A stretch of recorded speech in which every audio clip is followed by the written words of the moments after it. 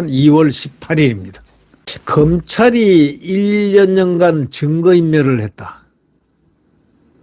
그 증거인멸을 한 사람들을 검찰이 이렇게 내다보고 있는 겁니다. 폰을 버려라.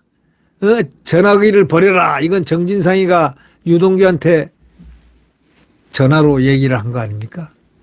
전화기를 바깥으로 버려버려라. 그래서 바깥으로 버렸지 않습니까? 알리바이를 잘 만들라 한 것은 정성호가 이 사선 중진 의원이란 자가 특별 면회를 가지고 정진상하고 김용에게 알리바이를 잘 만들라. 소위 증거인멸을 잘하라 이런 거죠. 거짓말하라. 이런 정도 수준의 이런 사람들이 국회의원을 하고 이건 몰입애들 아닙니까? 이건 몰입애라고 칭할 수 있지 않습니까? 이런 저 범죄인들한테 이 거짓말을 교사하고 거짓말을 하라고 시키고 알리바이를 만들라. 또 거기다 그것뿐입니까? 알리바이를 잘 만들라. 또 폰을 버려라. 이렇게 얘기하는 정치하는 사람들. 야, 이건 정말 뭐라고 해야 되겠습니까? 이 검찰이 대장동 위례 개발 비리라든가 성남FC 이 불법 후원금 이 의혹에 연루된 이재명 하고 이재명의 그 사전 구속영장에 강제 수사가 본격화된 2021년 9월부터 지난달까지 이 대표 측이 진실을 은폐할 목적으로 조직적인 증거 인멸에 나섰다고 판단한 것으로 검찰은 아주 완전히 딱 굳히고 있습니다. 판단을 하고 있는 겁니다. 이 대표 구속영장 청구에 따르면 어저께 했죠. 청구했는데 청구 서에 따르면은 서울중앙지검 반부패 수사 1부하고 3부 이거는 이 대표의 최측근 정진상과 소위 김용 이 사람들이 대장동 수사 초기에 또 측근들의 수사 시기하고 또 그다음 이 대표 소환 예상 시점 이렇게 크게 세 단계로 나누는데 이 7회에 걸쳐서 증거인멸을 시도했다고 판단하고 있습니다. 우선 검찰은요. 이 9월 정전 실장이 유동규 전 성남도시개발공사 기획본부장에게 휴대전화를 버리라고 지시해가지고 그 유동규가 얼른 가서 그 높은 층에서 휴대전화를 지상으로 떨어뜨려 버렸다는 것. 그건 여러분이 아마 잘 아실 겁니다. 또 한 달 뒤에는 사퇴 종용을 하고 그런 의혹을 제기한 황무성 초대 성남도시개발공사 사장에게 무슨 억하심정으로 저한테 이러시냐고 문자 메시지까지 보낸 것을 증거인멸 시도 정황으로 봤습니다. 같은 시기 김 전 부원장 유 전 본부장에게 전화해가지고 태백산맥에 들어가서 숨어라 그러면서 또 쓰레기를 먹어라 이런 얘기도 했지 않습니까? 이런 사람들이 무서운 사람들이죠. 화천대유 대주주 김만배가 본인 스스로 언론 인터뷰를 한 것 역시 증거인멸의 하나로 꼽았습니다. 지난해 대선을 앞둔 3월 김 씨의 목소리가 담긴 녹음 파일이 언론을 통해서 공개됐는데 여기에는 김 씨가 이 대표를 X 같은 놈, 공산당 같은 새끼라고 말한 내용이 담겨 있습니다.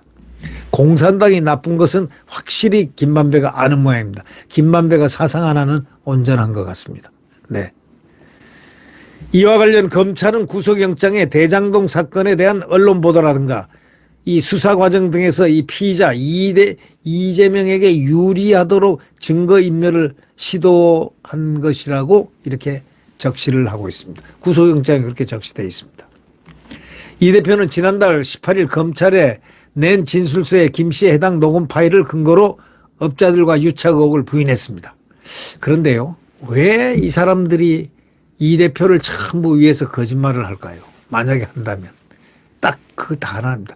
이 대표가 반드시 대통령이 된다고 굳센 믿음을 갖고 있기 때문입니다.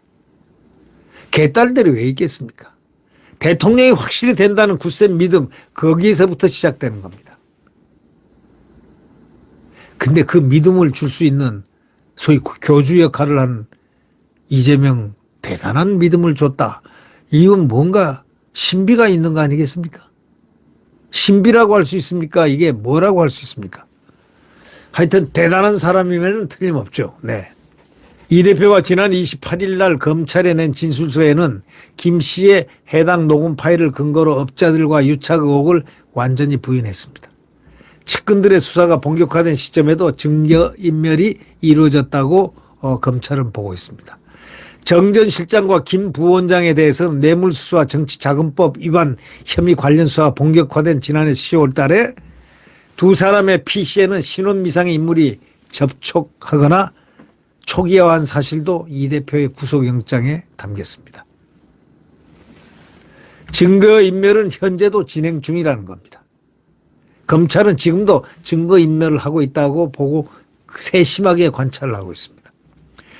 검찰은 이 대표에 대한 소환조사가 이루어지기 직전에 지난해 12월부터 올해 1월까지 정성호 민주당 의원이 김 전 부원장하고 정 전 실장하고 그 특별 면회를 갖지 않습니까? 특별 면회는 다른 면회하고 일반 면회하고 달라요. 장소를 마음대로 이렇게 변경을 해가지고 할 수가 있는데 장소 변경하는데 그 대신 교도관이 옆에서 이렇게 반드시 적게 돼 있습니다. 말한 내용들 적게 돼 있지만 녹음을 못하게 돼 있습니다. 네. 그렇게 특별 면회를 해가지고 이분이 알리바이를 만들라. 알리바이를 만들라는 건 뭐죠? 거짓말을 만들라. 위조품, 모조품을 만들라 이런 얘기 아닙니까? 사건의 모조를 해라. 이건 정말 나쁜 것입니다. 범죄 교사 아닙니까 이게? 정 의원은 정 전 실장 등에게 다른 알리바이를 만들지 생각해봐라. 마음이 흔들리지 마라. 그 사람 대통령 이재명 대통령 반드시 된다 하고 확신을 또 동력이 떨어지려면 그 사람들이 불게 되니까 확신을 또 주는 겁니다. 이렇게 3선 국회의원이 와서 대통령이 반드시 된다. 알리바이를 만들라. 이렇게 하면 그 감방에 있는 사람 믿을 수밖에 더 있겠습니까? 특히 신복들인데. 더 입을 더 굳세게 봉할 수밖에 없죠. 네. 정말 이 폰 버려라. 검찰은 말이죠. 1년간 이렇게 증거인멸하는 것을 쭉 관찰을 다 해왔습니다.